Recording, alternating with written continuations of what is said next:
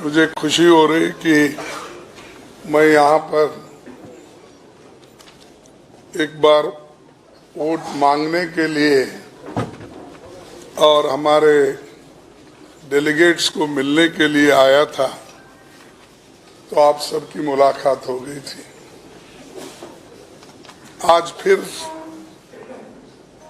एक ही महीने में फिर चुनाव के दौरान मैं फिर आपका दर्शन ले रहा हूं और ये चुनाव बड़ा महत्वपूर्ण चुनाव है। इस चुनाव में प्रचार करना और इसके लिए तो हमारे हिंदुस्तान के कोने कोने से हमारे कार्यकर्ता लीडर्स हर जगह बैठे हैं। उसमें ज़्यादा मैं वक्त गुमाना नहीं चाहता, लेकिन ये चुनाव इसलिए महत्वपूर्ण बन गया है क्योंकि भारतीय जनता पार्टी के ओर से इतना गलत प्रचार कांग्रेस के खिलाफ, हमारे कार्यक्रमों के खिलाफ, हमारे नेताओं के खिलाफ बहुत सी बातें यहाँ कही जा रही है। लेकिन ये चुनाव हमारे नेता यहाँ नहीं लड़ रहे। ये चुनाव तो गुजरात के जनता का चुनाव है और गुजरात की जनता इतनी इंटेलिजेंट है, सारे देश को मार्गदर्शन करने वाले लोग गुजरात में हैं। उनको चाहे किसी में भी हो, स्किल डेवलपमेंट अब आया होगा, लेकिन सबसे ज्यादा स्किल अगर कहीं है तो गुजरात में है। तो इसीलिए तो कन्याकुमारी से कश्मीर तक ये फैल गए हैं और हर जगह वो काम करते हैं अपने अनुसार, वो पद भी पाते हैं और हर जगह वो आज बिजनेस में भी छाए हुए हैं, प्रोफेशन में भी छाए हुए हैं, साइंस एंड टेक्नोलॉजी में इसके पहले भी छाए हुए आज भी हैं। तो ये सारी चीजें गुजरात में आपको मिलेंगी, लेकिन मुझे ये समझ में नहीं आ रहा, इस पूज्य महात्मा गांधी जी के राज्य में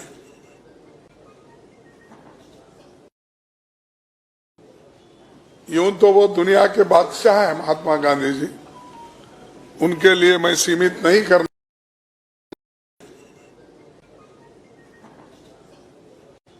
यूं तो वो दुनिया के बादशाह है महात्मा गांधी जी, उनके लिए मैं सीमित नहीं करना चाहता हूं सिर्फ गुजरात के लिए। और वैसा ही वल्लभ भाई पटेल जी, लेकिन चंद लोग बार बार उन्हीं का नाम लेकर कांग्रेस पे अटैक करने की कोशिश करते हैं। और आज मुझे पता चला कि इस चुनाव में गुजरात की जनता कांग्रेस के फेवर में निर्णय ले रही है, इसका अंदाजा बीजेपी को लगा है। इसीलिए तो बीजेपी के नेता वार्ड वार्ड फिर रहे, राष्ट्रीय नेता। मैं किसी अगर गुजरात का इलेक्शन में सहज है यहाँ के प्रदेश प्रेसिडेंट, यहाँ के सीए, चीफ मिनिस्टर और भी नेता घूमते हैं तो मुझे मालूम नहीं।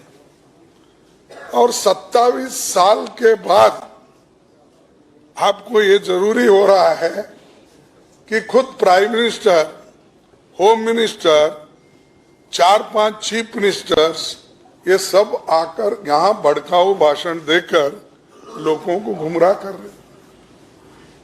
क्या जरूरत पड़ी? कुछ ना कुछ होगा ना। जब आदमी में डर पैदा होता है तो नेचुरली इसको कैसा संभालना, इसके लिए हर जगह आज घूम रहे हैं। और वो वोट मांगते वक्त भी यही कहते हैं कि भाइयों और बहनों, मेरा काम देखकर मेरे नाम से वोट दो। अपने पार्टी का नहीं पूछते हो, अपने वर्कर का नाम पूछते, मोदी का नाम। मोदी के लिए आप वोट दो। मोदी ने गुजरात बनाया, क्या इससे पहले गुजरात जो बनाने के लिए बहुत से हमारे सीनियर नेता कांग्रेस पार्टी के या दूसरे पार्टी के भी हो सकते हैं, मोरारजी देसाई से लेकर बहुत से नेता लोग और कांग्रेस पार्टी के चीफ मिनिस्टर्स भी, वो कुछ भी नहीं किया, सब कुछ अभी हो रहा है। मैं ये पूछना चाहता, अब भाई ठीक है, अगर मल्लिकार्जुन खड़गे ठीक नहीं है तो उसके बारे में आप बोल दो, लेकिन पिछले कांग्रेस के सरकार में जो भी चीफ मिनिस्टर थे, जो भी इस देश के लड़ाई में सरदार थे, आगे थे, लड़े, अपना प्राण दिए, उनके बारे में आप यही बात कह रहे हैं कि कांग्रेस ने 70 साल में कुछ नहीं किया। यह तो आपका उनका कॉमन डायलॉग है, जुमला। जुमले तो बहुत है, लेकिन ये एक उनका हर जगह हर भाषण में ये कहते हैं। और मेरा ये कहना है, किसी ने बनाया है, वो कांग्रेस ने बनाया है, उसका फल आप भोगते हैं। हमारे लोग सूली पे चढ़े, 10-10 साल, 20-20 साल जेलों में रहे, घर बार छोड़े, यूनिवर्सिटी छोड़े, स्कूल्स छोड़े, छोड़कर स्वतंत्रता आंदोलन में कूद पड़ के इस देश को आजादी दिलाए। उसका जिक्र आप कभी कहीं नहीं करते। उसका फल तो आप खा रहे हो, उसका फल तो आपको मिल रहा है, लेकिन आप उन पार्टी को बार बार वही कहते हैं। तो इसीलिए मैं यही कह रहा हूं, ये इलेक्शन महत्वपूर्ण है, क्योंकि खुद मोदी जी, शाह जी सभी परेशान हैं। उसीलिए उन्होंने अपने पूरे हिंदुस्तान की फौज बीजेपी की सिर्फ गुजरात में लगा दी, और हमारे लोग गांव-गांव में, बूथ पे, सिटी में लड़ रहे हैं। उनको खैर आज रिसोर्सेस भी बहुत मिले हैं और उसका खूब फायदा उठा के उन्होंने उसका लाभ भी ले रहे हैं। लेकिन दूसरों का मजाक उड़ाना और दूसरों के बारे में गलत बातें बताना, ये ठीक नहीं है। आप गुजरात के लिए क्या करने वाले हो, आपकी यहाँ की सरकार बोलेगी, लोग उसको रेस्पॉन्ड करेंगे। आप तो खूब बोले पहले, एक बार मोदी को चांस दो। भाई आपको तो 13.5 साल यहां चांस मिला, 8 साल देश के प्रधानमंत्री, 9 साल देश के प्रधानमंत्री हो, तो आप ही के कम से कम 25-26 साल हो गए। कांग्रेस पार्टी सिर्फ हुकूमत में रही 55 साल। राजीव गांधी जी के बाद या नरसिंह जी के बाद हमारा पूरा गिनती अगर आप कर लेंगे 55-60 साल हो जाएगा। अरे यार, तो 27 साल से आप बैठे हैं। आप वो हमेशा कहते हैं, मैं नहीं कह रहा हूं, वो खुद ही कहते हैं मैं डबल इंजन लगा रहा हूं। तो ये इंजन वहां की है, एक इंजन यहाँ की है। तो मैं बहुत परसों कोई पूछे, क्योंकि थोड़े दिन मैं रेलवे मिनिस्टर भी था, तो उस वक्त मैंने बरोच में थोड़ा एक रेलवे का काम करके दिया। फिर यहाँ पर एक हॉस्पिटल 160 करोड़ का दिया। फिर वहाँ पर इंडस्ट्रियल स्टेट में वडोदरा में वहाँ पर भी एक हॉस्पिटल मैंने दिया। छोटे काम हमको जितना होता है हम बोले नहीं, कभी उसका प्रचार भी नहीं लिए। और हमारे कांग्रेस के जितने स्पोक्स पर्सन है, नेता है, उनको भी मालूम नहीं, हजारों करोड़ रुपए दिए हमने। कभी हमने ये नहीं बोला मैंने किया, ये कभी नहीं बोले। अरे वो हमने किया, देश बनाने का काम तो सबका है। तो यहाँ पर सिर्फ मैं और आज भी वोट पूछते हैं तो मुझे दो, कैंडिडेट कैसा भी रहने दो। अगर आपका सब कुछ ठीक है, आप बहुत काम किए, देश में गुजरात मॉडल की बात बहुत करते हैं, तो गुजरात मॉडल की बात आप करो, ठीक है कि जब आपको फायदा होता है तो आप करते रहो। लेकिन गुजरात मॉडल में क्या है, 5 लाख वैकेंसीज है यहां सरकारी नौकरियों में, 28,000 टीचर के नौकरियां खाली हैं। और कर्जा इतना बढ़ रहा है, कांग्रेस के जमाने में जब हम छोड़े तो उस वक्त सिर्फ 10,000 करोड़ रुपए कर्जा छोड़ के हमारे ऊपर था। आज पहले के आंकड़े के अनुसार 3,40,000 या कुछ है। अब तो ये साल 2022-23 में वो 4,60,000 रुपए बनने जा रहा है, करोड़, 4,60,000 करोड़ बनने जा रहा है। 10,000 करोड़ डेट था, तो टीका टिप्पणी करके आपने बहुत कुछ बोला। फिर इसको कौन जिम्मेदार है, इसके लिए कौन जिम्मेदार है, मैं पूछना चाहता हूं। एक दूसरा मॉडल इनका, कोविड के वक्त 3-4 लाख लोगों की मृत्यु हो गई, आप उसको छुपाते रहे। और आपके मॉडल के जो चीफ मिनिस्टर थे वो कोई काम नहीं किए। ये जब आपके ध्यान में आया तब आप यहां बदलाव लाने के बजाय चीफ मिनिस्टर को बदलते गए। 6 साल में कितने चीफ मिनिस्टर बदले? 3 चीफ मिनिस्टर।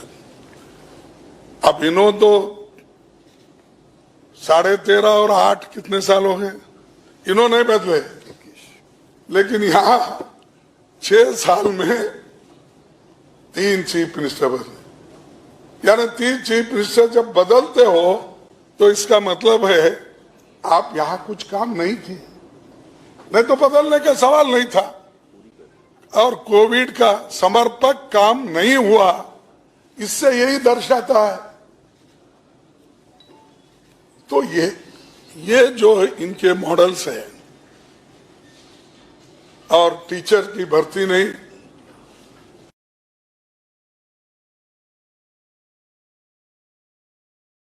क्लासरूम्स नहीं है, नए मेडिकल कॉलेज गवर्नमेंट के, क्योंकि गरीबों को फायदा किससे होता है?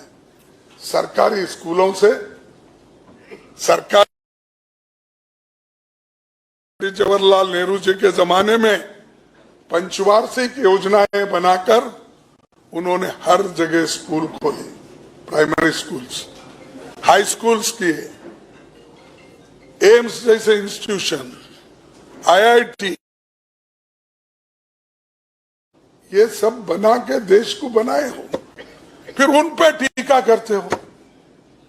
तो मैं वो छोड़ देता हूं, वो टीका करने का उनका आदत है, और चंद लोग आदत से मजबूर होते हैं। तो उसमें से एक हमारे प्रधानमंत्री जी हैं, वो हमेशा बोलते रहते, बोलने दो, हमको तो अपना काम करना है, करते रहे। तो ये जो आज लोग यहाँ तंग आ चुके हैं। तीसरी बात, इन्फ्लेशन। क्या गुजरात में दिल्ली को कंपेयर करे, बॉम्बे को कंपेयर करे, कानपुर करे, राजस्थान करे, या अपना इंदौर करे, बेंगलोर करे, चेन्नई करे, या कितने भी जो स्टेट में शेयर्स हैं या लोग वहां कंज्यूमर्स आइटम है, इन्फ्लेशन में क्या उन्होंने यहां पर कम कर दिया? अरे अगर कोई सामान किसी और जगह, दिल्ली में, इंदौर में, अगर जयपुर में कम में मिलती है किसी को, वहां पर 100 रुपए का सामान लेकर कोई खरीदता है तो यहां उसको 120 रुपए देना पड़ता है। इतनी महंगी हो गई है। वो खुद के स्टेट में आप तो क्रेडिट तो ले रहे, मैं बनाया, वो कर रहे, लेकिन गरीबों को आप तंग और तबाह कर रहे हो। और यहां पर इतना ही नहीं, पूरे देश में जीएसटी लगा दिए। किन किन चीजों पे लगाए? आप दूध पे लगा दिए, आप पेंसिल पे लगा दिए, बच्चों के रबर इसमें लगा दिए, औषध तो दिन पे दिन उसके दाम बढ़ रहे हैं और उसको भी आपने किया। तो जीएसटी भी आपने खूब लगाया और ये लोगों को बता रहे मैं बहुत कुछ काम किया, मेरे वजह से सब संपन्न हो गए। कौन संपन्न? किसको? अनएम्प्लॉयमेंट बढ़ रहा है, इन्फ्लेशन बढ़ रहा है, जीडीपी गिर रही है, रुपए का मूल्य गिर रहा है डॉलर के मुकाबले में। आप इन्वेस्टमेंट की खूब बातें करते, मेरे पास आंकड़ा है लेकिन मैं वो बोलते गया तो ये एक डिबेट हो जाएगी। आपका इन्वेस्टमेंट के वायदे आए लेकिन एक्चुअल में आपके हाथ में मिला कितना या इन्वेस्ट कितना हुआ इस राज्य में, वो आप देखिए निकाल के, घटते गया।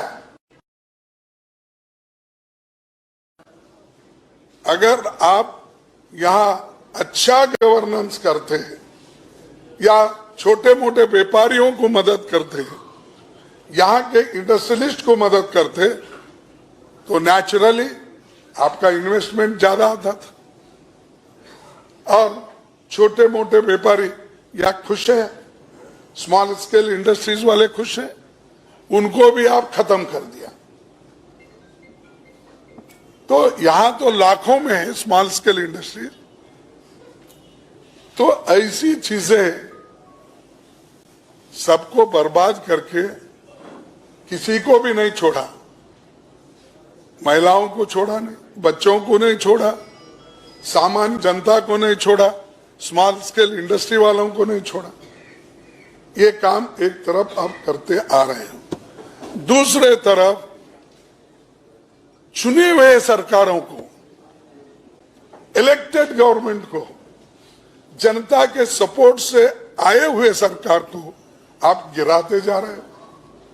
बात तो डेमोक्रेसी की करते हैं, लोकतंत्र में ऐसा होता है। अरे ये लोकतंत्र में ये कहा गया है, संविधान में कहीं लिखा गया है कि कल के दिन मोदी साहब अगर आएंगे, प्रधानमंत्री बनेंगे, उनके बीजेपी सरकार बनाने के लिए लोगों की कमी होगी तो वो खरीद सकते हैं, ऐसा कहीं लिखा है? या किसी को आपको गवर्नर बनाएंगे, आपके बेटे को फलाना बनाएंगे। अरे जो लोग कलंकित है समझकर आपने केस डाला, ईडी की केस, इनकम टैक्स की केस, सीवीसी की केस और कौन से कानून है ना, सब आपने डाल के उन लोगों को, चंद लोगों को कलंकित किया, चंद एमएलए को, चंद एमपीज को, चंद राज्यसभा मेंबर्स को। लेकिन जब आपके पार्टी में जब ज्वाइन हो गए, वो जैसा कि बहुत बड़ा वॉशिंग मशीन में डाल के वो क्लीन हो गए। ये कलंकित यहां थे, वहां जाते ही वो पूरे स्वच्छ बन गया। इतना बड़ा वॉशिंग मशीन हमारे मोदी साहब ने खरीदा है अपने लिए, अपने पार्टी के लिए, और दूसरों करप्ट है वो लोग, ये करप्ट है। अरे यहां तो करप्शन और भी बड़ा, व्यवहार के नाम से करप्शन। C2 क्या है? 2C। तो आपका तो यहां पहले अपना चेहरा आईने में पहले आप देखो, उसके बाद दूसरों की बात करो। तो इसलिए दोस्तों, ये इलेक्शन इसलिए महत्व का है, लोग जागृत हो चुके हैं और मन बना चुके हैं सरकार बदलना, और एक चांस कांग्रेस को देने के लिए लोग तैयार हो गए। हो सकता है हमारे वोटर्स थोड़े इनविजिबल होंगे, ये बहुत दफा ऐसा होता है। मैं जब 78 का इलेक्शन लड़ रहा था, उस वक्त यहाँ सेंट्रल में बीजेपी की गवर्नमेंट थी, यानी सॉरी जनता पार्टी की गवर्नमेंट थी।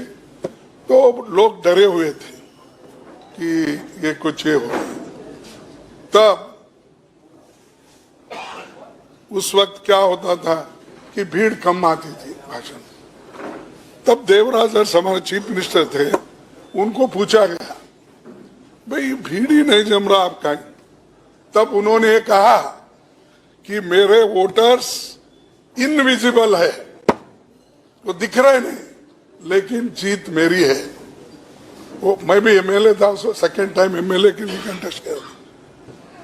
तो हमने जो 1972 और 71 पार्लियामेंट में जो सीटें जीती थी, उसमें जो हमारा मार्जिन था, उससे भी 10-20 हजार 25 हजार मार्जिन भी बढ़ी, हमारे 20-25 सीट भी बढ़े। तो वैसा माहौल मुझे दिख रहा है, वोटर्स इनविजिबल है। और आज इधर देख रहे हैं तो निश्चित रूप से हमारा साइलेंट वोटर हमारे साथ है, वो कोशिश हमारी भी चल रही है। तो इसीलिए इस घबराहट में मोदी साहब, शाह साहब, 4 चीफ मिनिस्टर्स, सैकड़ों मिनिस्टर्स यहाँ लगे हुए हैं, नहीं तो इतना नहीं फिरते थे।